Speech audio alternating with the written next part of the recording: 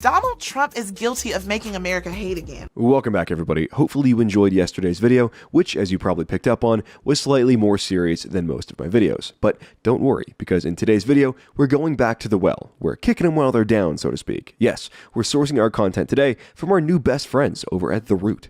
The Root, which has been accurately described by some as essentially the Daily Stormer for black people, is an almost surreally anti-white media outlet, with almost all of their videos focusing on their outright disdain for evil white colonizers. Today's video is about the child separation crisis. I don't want to keep doing videos about this topic, as I think my earlier video laid out most of my serious points, but woo lad, these people can't resist themselves. It's like every media outlet is trying to outdo the other and find out who can be the most hysterical, misinformed, and anti-Trump. In today's video, however, I think we may have found a winner. But before we get into it, let's talk quickly about your online privacy and security. It is now summer, which means you're probably thinking about taking some time off from the worksite and going on trips or vacations. Unfortunately, those that would steal and misuse your private information are not taking a break for summer. Everything you transmit over a wireless router, whether it's public or private, is subject to being recorded, logged, and archived by entities public and private.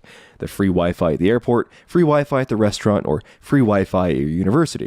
None of them are really free, and the price is your privacy, with every site and service you access being logged and watched by someone other than you. That's why I recommend all of my viewers use a VPN, or virtual private network, whenever you go online. So fortunately, my friends at Virtual Shield have built a service that will keep you protected on every device, from your iPhone to your desktop computer, for less than the price of a cup of coffee every month. Virtual Shield's VPN technology keeps you secured and private online, and unlike those free VPN services, they don't log and sell your browsing data. Plus, with servers across the globe to choose from, you don't have to worry about your connection being slowed or throttled. Regardless of whatever country you're in, you can pick servers worldwide to browse the internet from, something that I know our European friends will appreciate. Visit hidewithjames.com to get Virtual Shield's exclusive summer deal, full-fledged VPN protection for less than $3 a month. For $275 a month, you can be protected and secure online. At this point, there's no reason not to have it. Visit the website and get protected today. Threats will always be out there, but this deal won't last forever. So we already know that Donald Trump is literally personally putting kids in dog kennels and ordering ICE to deport anyone with skin darker than Minwax's colonial maple stain. Oh, wait, he's not? What a cuck. Just kidding. Let's get woke and learn about what the Cheeto president is up to, according to our friends at The Root. Let's watch. According to the Associated Press, Trump administration officials are sending babies as well as small children to what are called tender age shelters. It's not clear how, when, or if families that are currently separated will in fact be reunited. When will they be by their parents' side again? Welcome to America, kids. Land of the free. Land of the free, home of the brave, yes, not for anybody and everybody who happens to wash up on our shores. We're the land of the free for Americans and for people who emigrate here legally. But you, being a living person that exists in the world, does not entitle you to live in the U.S. Access to America is not a human right. And if you broke our laws to get here, you've got to be detained. And then you've got to go back. It's a good thing Trump signed an executive order to bring an end to the very family separation policy his administration created. But this is the same guy who said, "We don't want people coming in from the Middle East through our border using children to get through the lines. We don't want that." Welcome to Judge of Character. Wait, and what exactly is wrong with what Trump said? The American immigration system has been exploited by people across the world for a long time, including Middle Easterners and people from Latin America. Also, it was not the Trump administration that instituted family separation, although even if it was, there's nothing wrong with that. Even under the Obama administration, when people were arrested at the border with children, the children and parents were separated. The difference was that under the Obama administration, most of these people were promptly released into the U.S. and told to show back up in a few years to be deported at their court date. Under the Trump policy, people crossing the border are arrested and held before being deported, as they should be. And because you can't put children in prisons, they need to go in their own facility. It's really not that hard to understand, and it's not insidious or evil either. Where humanity fights to survive. By now, your feed has been flooded with disturbing imagery of immigrant children being separated from their parents. Except for the fact that the girl in this now famous photo was never separated from her parents, according to her own father. But nice try using fake photos that have already been debunked, The Root. To have your boy Donnie tell it, this border mess is the Democrats' fault. If the Democrats would sit down instead of obstructing, we could have something done very quickly. Fake news. Y'all, This border policy isn't even how Trump says it is. Trump's punk-ass administration were the ones who decided to criminally prosecute all adults who cross the border illegally. Wow, imagine that. Criminally prosecuting people you catch crossing into your country illegally. You know, like every other serious country in the world. Here's an interesting little fact. The route is currently owned by Univision Communications. Univision, as you surely know, is a media company that serves an almost entirely Hispanic clientele. It's interesting to me that the route doesn't disclose this bias in the videos they do about immigration, an issue that disproportionately affects the Hispanic community.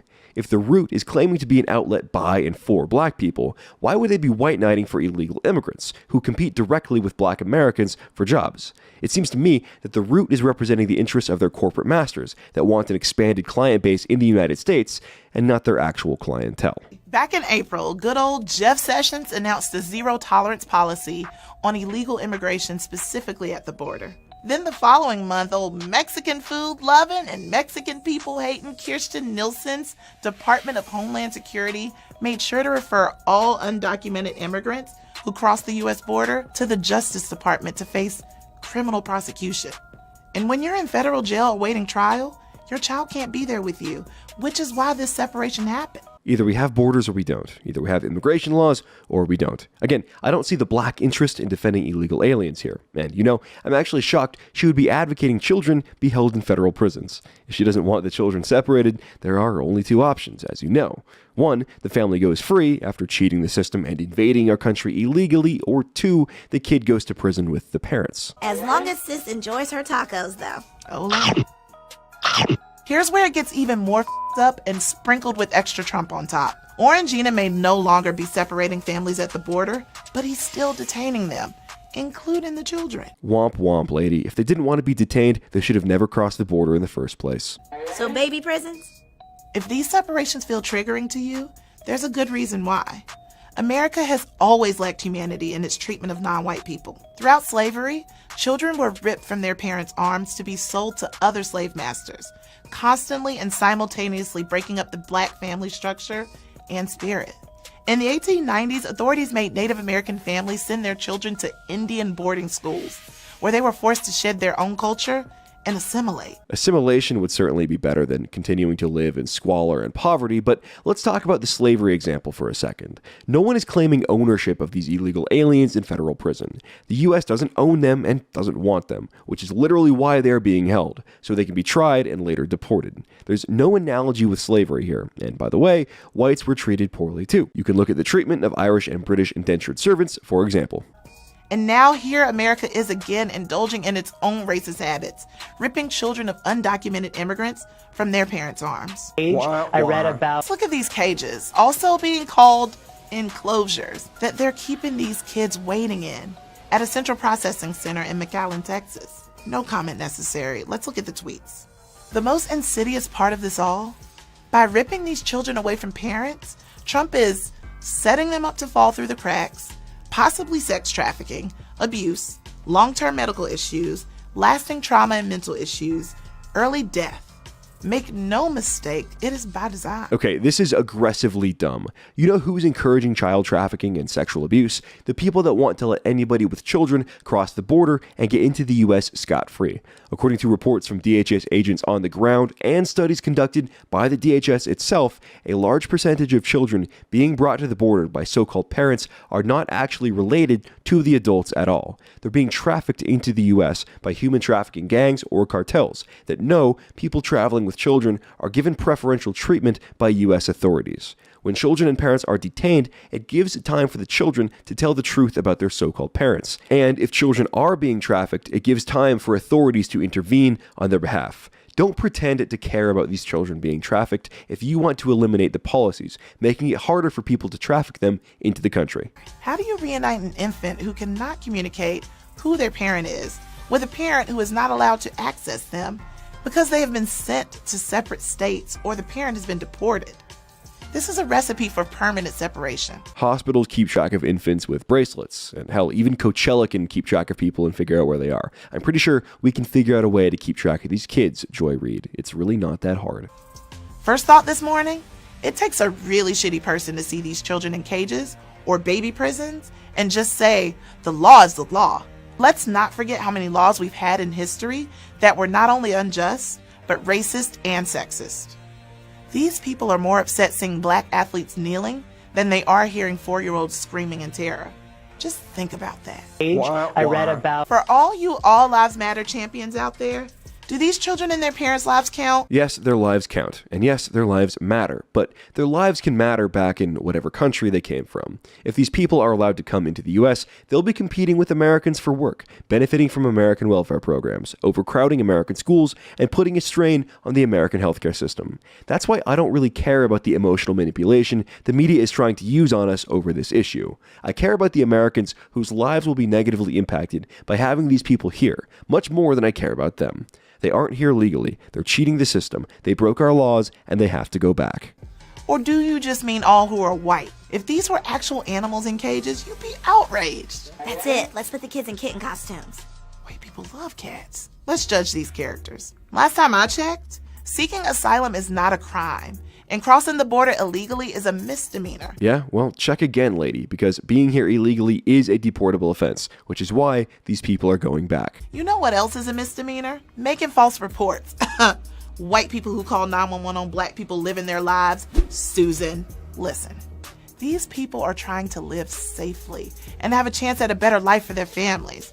They're not here to endure the torture of detention centers or what they should be called child prisons. You know, frankly, what they're here for doesn't bother or concern me. Their demands of ideal living conditions don't determine how my country enforces its border laws. Donald Trump is guilty of making America hate again, or maybe he's just perpetuating the hate that this country was built upon. Well, child separation was happening in 2014 under Obama, so this isn't exactly a brand new thing. But if you do think that America was built on hate and racism, you're cordially invited to leave. No one's forcing you to stay here. It's true that America was founded as a country for, quote, free white men of good character. So if that part of our country's history bothers you, feel free to act upon it and take off whenever you want.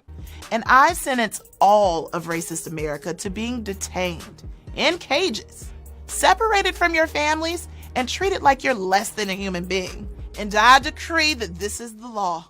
And the law is the law. I know I've made fun of some on the alt-right for LARPing too hard, but wow, this is a new level of LARP I didn't think possible. Think about that last sentence for a second. When the host references racist America, do you think she's actually referring to American racists, or is she referring to all white people, who she sees as racist? I'll let you be the judge of that one.